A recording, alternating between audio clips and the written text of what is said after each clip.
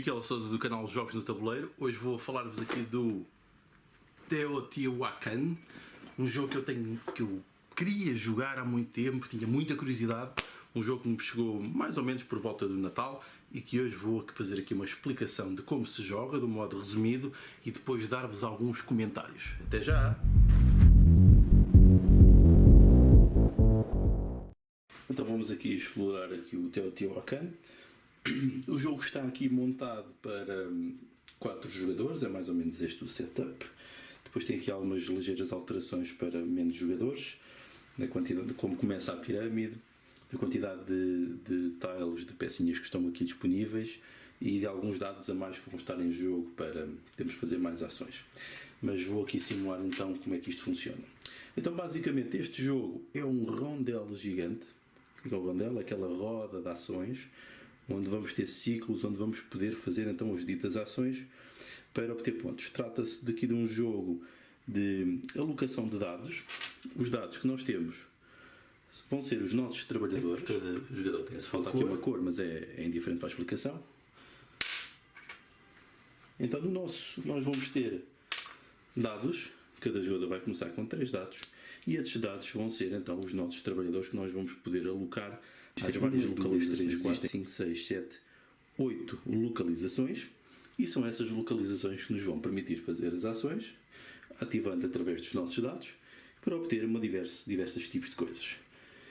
Neste jogo vamos então ter como recursos a pedra, a madeira, o ouro e o cacau, que basicamente vai ser a nossa moeda. Então temos estes 4 recursos, 3 recursos de construção e a moeda, que é o cacau, e com base nisso podemos então ativar as localizações. Basicamente o jogo consiste em 3 ações possíveis que podemos fazer.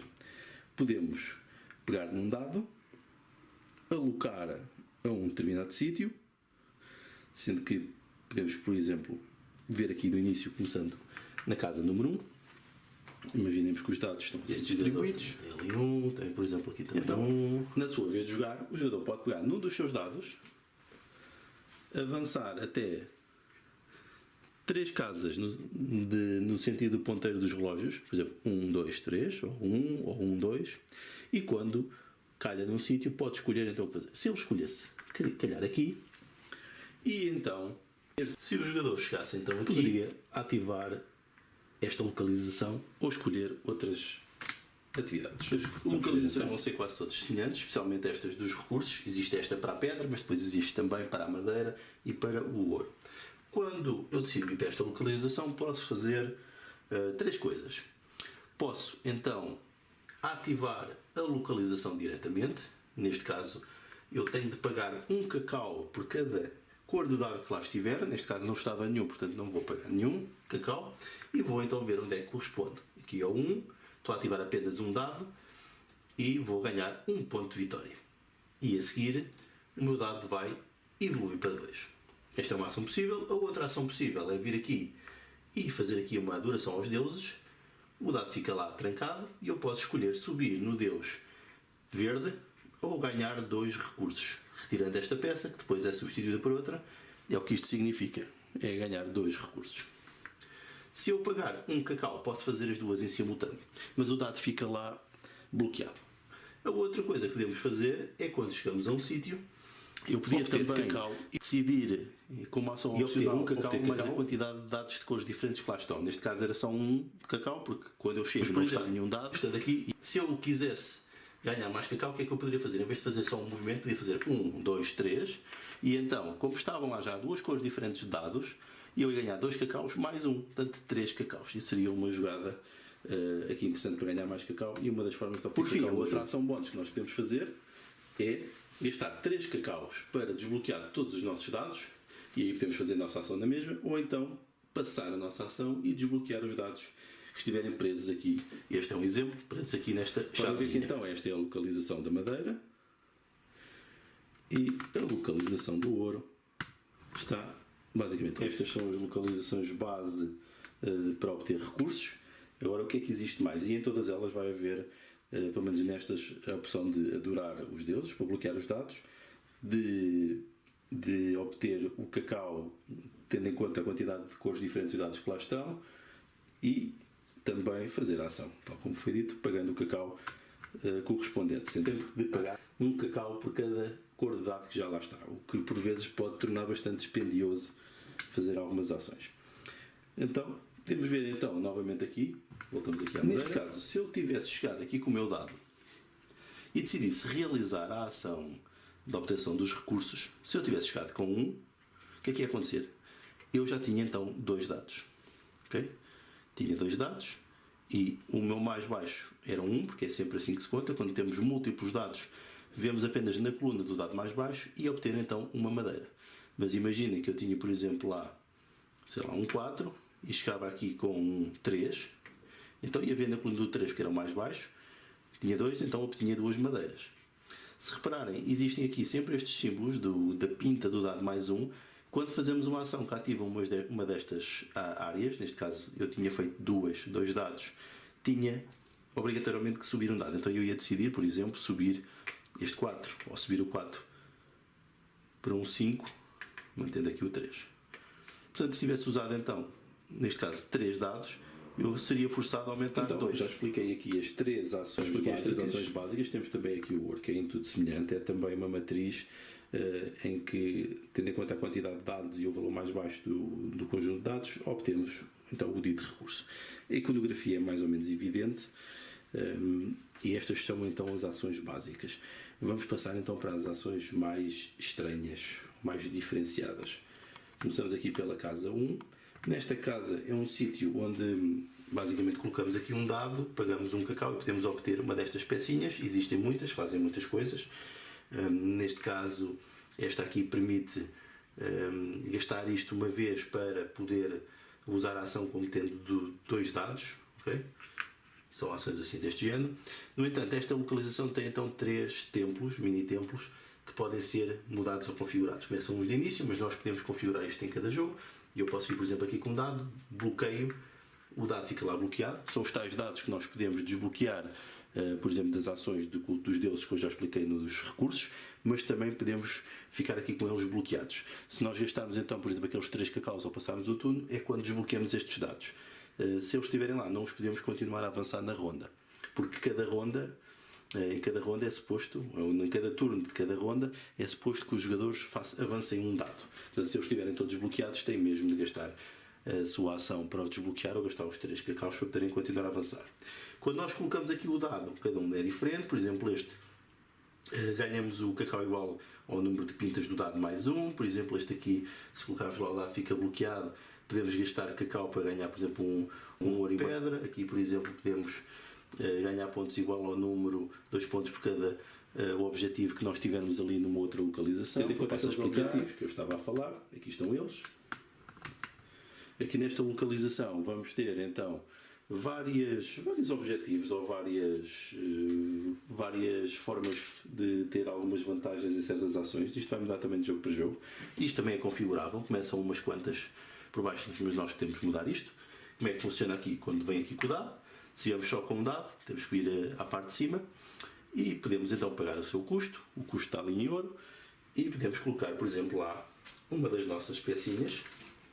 Por exemplo, se eu quisesse esta, gastava um ouro, colocava lá e ganhava no ranking do Deus Azul, que é o que está ali. Vamos ver aqui o ranking dos deuses. Aqui estão eles, estão a ver? Tem sempre aqui benefícios. Eu já passo a explicar depois como é que funciona, mas aqui ganhávamos no Deus Azul.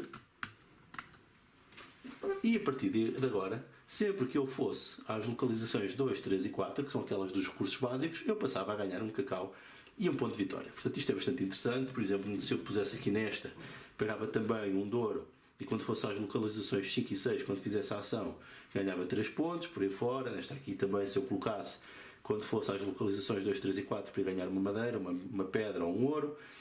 Se eu conseguisse ativar aqui com 2 dados, ou então com 5 ou com 6, podia então vir para as localizações de baixo, que normalmente são outro tipo de benefícios. Por exemplo, quando eu fizesse a ação 7, ganhava 4 pontos.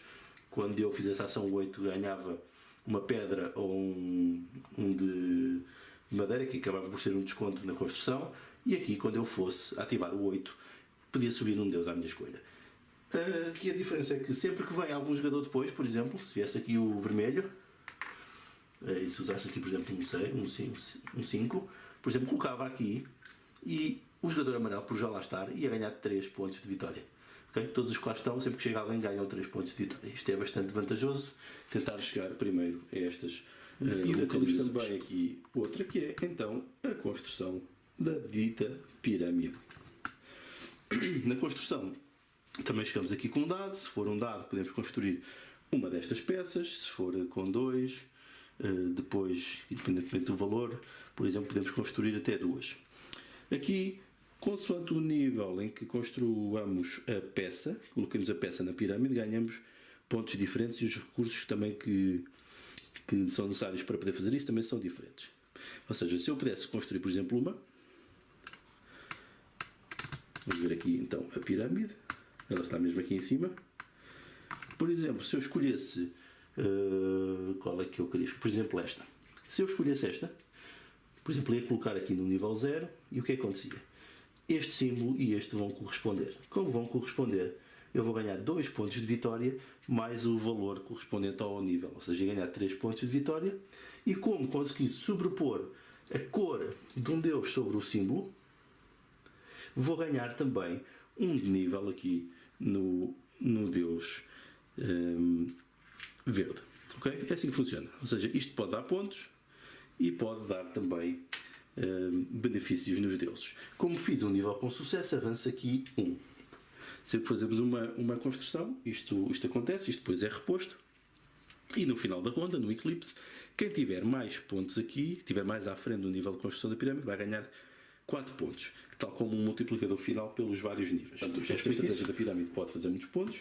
Agora temos aqui o sítio das decorações da pirâmide. Como é que isto funciona? Também é parecido. Vimos aqui com um dado. Quando vimos com um dado, eu posso pegar 3 de ouro para poder fazer um destes degraus, destas decorações. Se eu viesse com mais um dado, por exemplo, aqui com mais um amarelo, eu podia então fazer a mesma mas pagando menos um ouro. E como é que isto funciona? Temos de pegar aqui no símbolo, pegar nele e colocar aqui num destes sítios. Por exemplo, eu podia colocar aqui, temos que respeitar as setas dos sentidos, e este seria uma grande jogada. Porquê? Porque eu conseguia corresponder exatamente a tudo. Então ia ganhar 3 pontos de vitória, mais 2 pontos de vitória pela correspondência, 5, e ainda ia subir no deus azul e no deus vermelho. Ou seja, seria uma excelente jogada. Isto depois é reposto. E depois, a partir do momento em que está este construído, podemos continuar a construir mais para cima. E construir aqui em toda a volta da pirâmide, em cada uma das faces. Ou seja, esta é uma outra localização. Agora, outra localização, aqui também o pontuador, é da Avenida dos Mortos. Como é que isto funciona? Pagamos 2 madeiras. Por exemplo, imaginemos que eu chegava aqui com o meu dado. Tinha que pagar então 2 de cacau, porque estão lá 2 dados de cada cor, para fazer então a ação. E ia pagar 2 madeiras e podia subir, construir uma casa e subir um nível no ranking dos mortos. Então, o que é isto? Estou na Avenida dos Mortos. Então pegava aqui numa casa e construir aqui, como foi só um dado, era na linha de cima, ia ganhar 3 pontos e ia subir um aqui no nível dos mortos.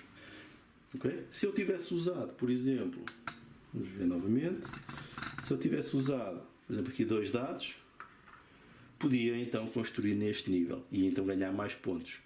E os dados evoluíam e se fosse com 3 dados construía neste, que são muito mais pontos. Okay? À medida que vamos construindo, como podem ver, estes valores vão descendo. Porque estes valores vão ser importantes para a pontuação no final da ronda, aqui neste caso nos equipes. Está praticamente tudo explicado, depois há muita variação consoante estas pecinhas que vamos tendo aqui, existem muitos para dar mais, para dar benefícios, para dar dados a mais, não, sim, dados a mais para as ações, para evoluir os dados, para dar cacau, para não pagar cacau, para dar máscaras e por aí fora. Vamos ver então aqui o ranking dos deuses. Nós começamos todos aqui em baixo e à medida que subimos em cada um dos deuses, por exemplo, avançamos com o nosso marcador, se fosse um amarelo, e ganhamos sempre o benefício que está lá. Neste caso é aqui dá pontos, eu dou os vermelhos, o Deus verde dá cacau e aqui o Deus azul, este asterisco significa um recurso qualquer de construção. Podem ver que existem aqui uns montes que devem ser colocados. Nestes montes são peças iguais àquelas que estão também nas localizações, que nós podemos, por exemplo, obter quando bloqueamos os dados lá. Uma delas são as máscaras. Estas máscaras são, no fundo, o set collection do jogo. Nós temos que pagar este valor e ficamos com a máscara que conta para as pontuações finais. Mas depois há aqui muitos, sempre que, por exemplo, o vosso marcador chega aqui, vocês podem vir aqui e escolher um deles. Por exemplo, subir no Deus, dá a pagar um de ouro para dar 4 cacaus, existem vários. E isto vai dar também sempre bastante variabilidade ao jogo. Vocês vão avançando, se chegarem alguma vez aqui acima a este nível, significa que para o final do jogo vão ter estes pontuadores. Por exemplo, este aqui é 2 pontos de vitória por cada uma destas pecinhas que nós tivermos sem ser as máscaras. Por exemplo, este aqui é 5 pontos de vitória por cada um destes multiplicadores, facilitadores que nós podemos ter. E existem vários, está sempre a mudar. Este aqui é, por exemplo, pelo nível em que tivermos aqui nos templos, na Avenida dos Mortos. Existem vários. Vocês podem chegar lá. No entanto, a primeira pessoa a chegar aqui bloqueia automaticamente esta parte e mais ninguém pode chegar cá acima. Mas todos podem ir aos multiplicadores e receber estes recursos todos à medida que vão subir. Então, a Avenida dos Mortos, que é mais ou menos a mesma coisa. Sempre que vocês constroem, por exemplo, uma das habitações na localização, vão subindo. Quando chegam aqui, também podem escolher uma destas coisas para obter. Agora, falta só referir aqui uma coisa que é original neste jogo. Se vocês repararem nas várias localizações, nunca existe, por exemplo, nenhuma referência ao dado 6. Porquê? Porque vocês nunca vão ter o dado 6. Quando o vosso dado chega a 6, ele basicamente morre. E quando morre, vai voltar aqui à casa 1 com o valor 1, ou seja, obtém um novo trabalhador. O outro já ascendeu, é como o jogador chama, mas nós sabemos que isto são associações a rituais de sacrifícios.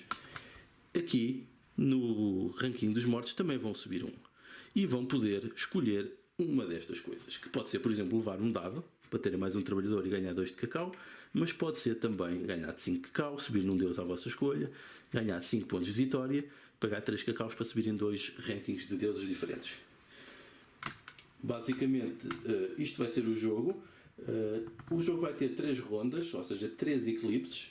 E os eclipses acontecem quando? Sempre que um dos vossos trabalhadores ascende ou falece, aqui este marcador avança. E avança também sempre que completam uma ronda, ou seja, todos os jogadores jogarem um dado. Quando voltar ao primeiro jogador também avança um. Quando esta peça encontrar aqui a peça preta, o turno vai acabar e vão jogar mais uma ronda e depois vão fazer a multiplicação intermédia. E o que é isto? Vamos então aqui ver. Está aqui explicado. Multiplicação intermédia.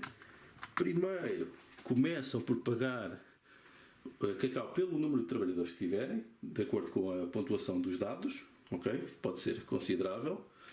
E depois vamos fazer aqui os pontuadores. Vamos afastar isto para poderem ver. Então vamos pontuar. Vamos ver então aqui, vamos pontuar aqui o nível dos mortos. Vamos ver o nível em que estivermos aqui na Avenida dos Mortos. Aqui, por exemplo, é um 5, é o 5º nível. 1, 2, 3, 4, 5, vezes o número mais baixo que tiver aqui destapado, ou seja, 25 pontos, seria muito. É raro isto acontecer, como é óbvio, porque obriga a tirar mais casas. E à medida que tiramos casas, isto vai baixando. Ou seja, fazemos esta pontuação, cada um faz, depois fazemos, tendo em conta o número do eclipse, no primeiro é 4, depois é 3, é 2, 4 vezes o nível onde estivermos aqui na pirâmide, também é um bom multiplicador.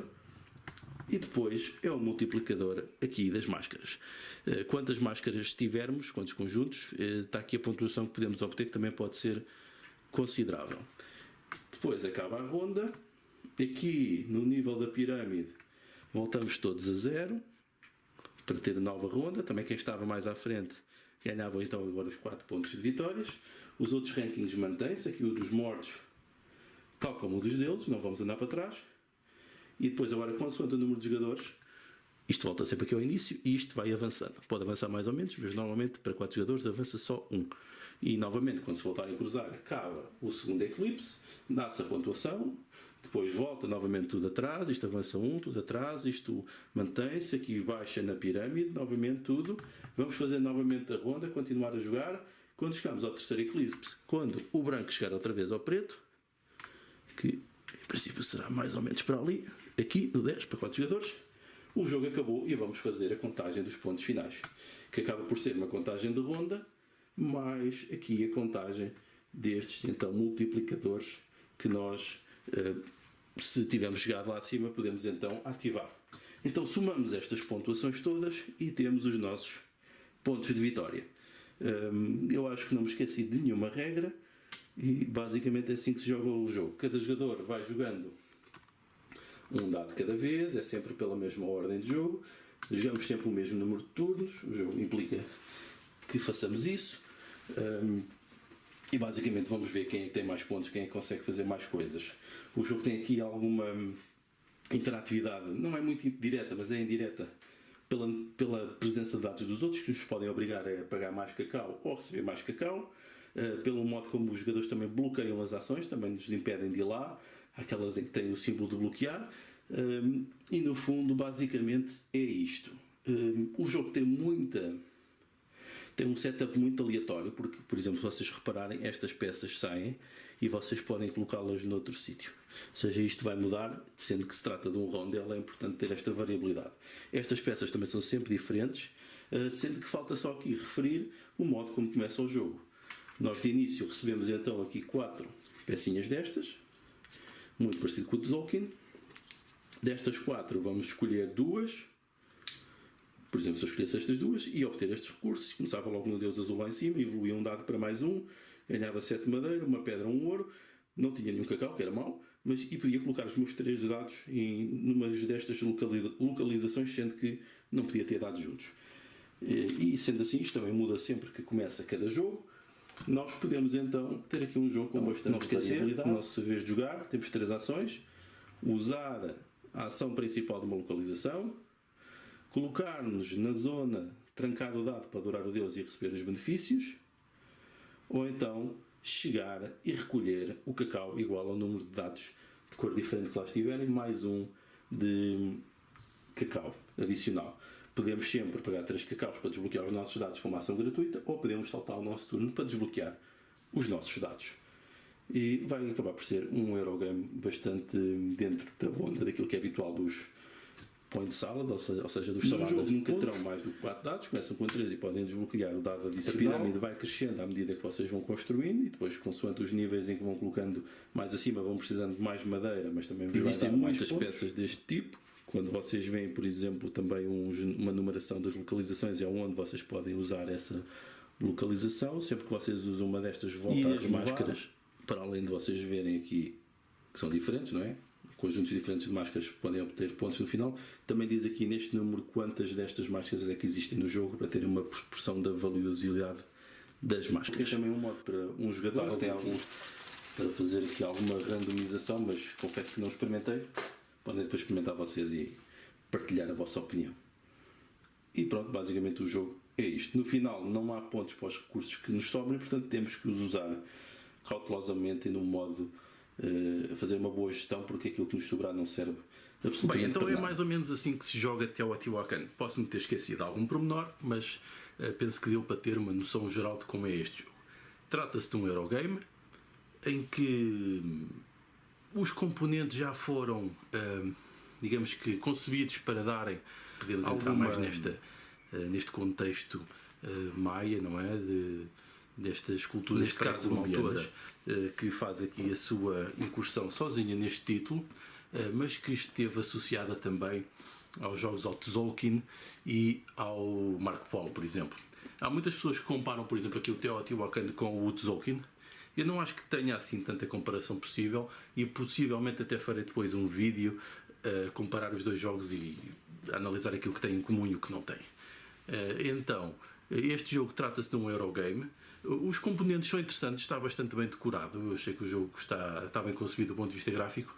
No entanto, os dados podiam ser mais interessantes. São dados normais apenas pela cor e as pecinhas também podiam ter, mas o tabuleiro é ricamente decorado, está muito interessante, as peças, o está tudo bem concebido e o facto de ser também quase todo ele modular, tanto nas localizações como nas peças dos bónus, nos pontuadores e tudo mais, acaba por dar muita variabilidade ao jogo, e isso é um aspecto muito, muito positivo, especialmente nestes jogos, nestes Eurogames, que depois, passado de jogarmos algumas vezes, podemos então ficar um pouco fartos de estar sempre a fazer a mesma coisa, ou então quando descobrimos exatamente aqueles caminhos ótimos para a vitória e o jogo deixa de ter interesse. Aqui isso dificilmente irá acontecer, porque os jogos são sempre diferentes e existe sempre bastante interatividade com os outros, no sentido de tornarem as ações mais baratas ou mais vantajosas para obtermos cacau. Isso é a parte interativa interessante, que não é destrutiva, mas acaba por condicionar e ser relevante estarmos a jogar com outras pessoas. No entanto, apesar deste grafismo usado no jogo para nos transportar para o universo Maia, aqui, eu diria que, à medida que estamos a jogar o jogo, provavelmente ficamos sem essa sensação. Estamos simplesmente a fazer uma otimização para chegar a pontos, porque este é um jogo de salada de pontos em que podemos obter pontos de muitos modos diferentes. Isso surpreendeu-me um pouco, porque quando estava a jogar, a certo ponto já não tinha muita sensação de estar bem neste contexto Maia. Apesar de ter uma pirâmide muito interessante, ricamente decorada e que até contribui para dar alguma diferenciação ao jogo. E o facto dos nossos dados também morrerem, não é, ascenderem, também tem algum contexto temático. No entanto, como o jogo é tão intenso na capacidade e na necessidade de nos obrigar a planear, eu diria que acabamos por nos esquecer disso, porque acaba por ser, por vezes, ali um momento solitário, apesar de ter a influência dos outros jogadores, em que estamos a tentar planear com várias jogadas à frente, porque isto sim é um jogo com muito, muito, muito planeamento. Nós temos que planear cadeias de múltiplas jogadas, encadear os nossos dados para obter recursos, por vezes muitas jogadas à frente, para conseguirmos fazer os nossos objetivos. E claramente planeamento, ou seja, objetivos, todo o processo para chegar lá. E isso pode ser algo que muitas pessoas podem não gostar, porque acaba por dar densidade e algum peso ao jogo, por toda esta necessidade de ter que calcular. E depois quase que fica a sensação que estamos quase sempre a fazer a mesma coisa, porque temos cadeias imensas de ações para obter recursos para poder fazer então aquilo que queremos. E não sei se não haverá estratégias dominantes. Por exemplo, a pirâmide parece ser uma estratégia muito forte para fazer pontos de vitória, mas só experimentando mais vezes. Joguei o jogo apenas 3 vezes, mas fiquei com essa sensação. Mas também pareceu que havia também outras possibilidades para ganhar pontos. Portanto, nos jogos, fazer-se pelo menos um bocadinho de pirâmide é importante, mas há outras formas de dar também bastantes pontos. Eu pessoalmente gostei, porque gosto muito de jogos de planeamento. Apesar de tudo isto, eu gostei bastante do jogo. Eu gosto de Eurogames, gosto de jogos sistémicos onde tentamos criar a nossa coisa, e tentamos criar a nossa coisa, apesar de não termos tabuleiro individual. O tabuleiro principal é muito grande, mas não temos o individual, porque acaba por ser então uma ocupação de espaço de mesa enganadora, que estar à espera de uma coisa enorme, mas não é bem assim, porque está tudo naquele tabuleiro central. Mas é um jogo com muita intensidade de planeamento. Pode desagradar a muitas pessoas, porque podem ficar com a sensação de frustração, porque se falharam ali os passos intermédios, não fazem aquelas ações tal como queriam, com aquele impacto que queriam, e depois pode ficar condicionado a sua luta pela vitória, se é que isso é relevante para alguns jogadores. Mas claro, nós queremos sempre ter um bom desempenho, e se não quisermos ter um bom desempenho, o jogo também deixa de ser interessante, porque não tem aquele fator de tentarmos fazer o melhor. Eu gosto muito deste jogo, gostei bastante, vai ficar seguramente na minha ludoteca. É um jogo que eu quero voltar a jogar mais vezes. Claramente um jogo de uma autora que eu gosto também do Tzolk'in e do Mark Pol, que também tenho aí na ludoteca, e mais alguns jogos que vão vir entretanto neste ano de 2019 da mesma autora, que prometem bastante. Portanto, é um jogo que eu recomendo. Provavelmente não é um jogo com aceitação assim muito generalista, porque provavelmente haverá jogos com mais esse impacto. Eu conheço já pessoas que não gostaram muito do jogo, possivelmente por este lado mais seco, não é? Porque é um rondel com muita necessidade de planeamento. Mas eu gostei, pronto, e recomendo, e penso que já justifiquei aqui porquê, e podem então agora decidir por vocês se este jogo faz sentido para jogarem ou para adquirirem sequer. Então vá, adeus!